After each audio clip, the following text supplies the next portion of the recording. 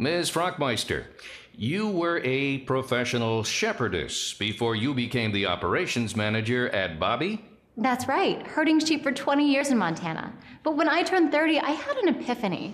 I know it wasn't just because of what the judge ruled. I mean, out of nowhere, I had this really strong pull to go inside of buildings and talk to people. And not just feed store Wally. I mean, I guess you could call it fate when I met Dr. von Schnechtel at the NAHC, the North American Herding Conference. We call it NAC. Dr. V was studying the link between ERP users and flocks of sheep. What are the similarities? Don't get me started. Oh, you do want me to get started? Right, okay. Well, sheep band together in herds. I mean, have you ever seen a sheep separated from its flock? It's a total spaz attack. I mean, they need to stay with their pack, which means following the dominant sheep.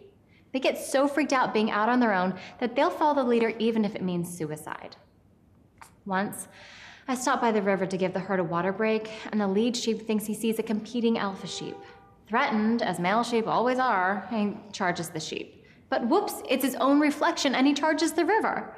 When the other 200 sheep, all of them, followed. I mean, they're terrified of making their own decisions. I came to find out that sheep are not strong swimmers. No, I mean, I lost my whole flock. But the bright side of that devastating loss of life is that it inspired my reality show, Sheepless in Montana. Sheepless in Montana? We only shot the pilot. I mean, it was a little tough to keep the storyline going, you know, being sheepless in Montana and all. That and Mr. Buzzkill network lawyer guy shows up with his background check. So, what would you say the main difference is between herding sheep and managing your workflow of ERP patients? The main difference? Not much, really. Well, I guess with the ankle bracelet, it's a little easier to work in an office now than the fields, for one. Yeah, I think that's the main difference. I'm inside now.